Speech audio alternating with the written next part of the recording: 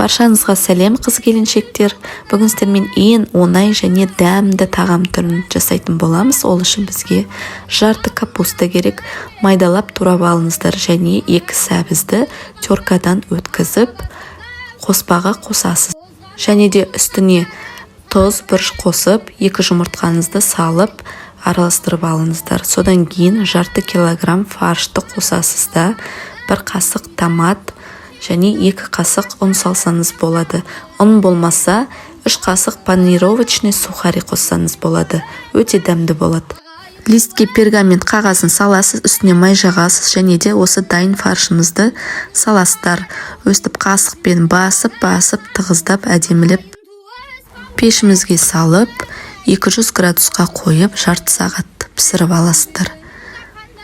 Дайын болардың алдында 5 минут бұрын сырды теркадан өткізіп үстіне салсаңыз вообще дәмді болады. Бірақ мен қоспадым, бірақ сонда да өте дәмді, сондай иісі керемет, тез әрі оңай дайындалатын тағам. Жасап көріңіздер. Барлықтарыңызға рахмет, подписка жасаңыздар, лайк қойыңыздар және де осыны обязательно жасап көріңіздер. Ас болсын сіздерге.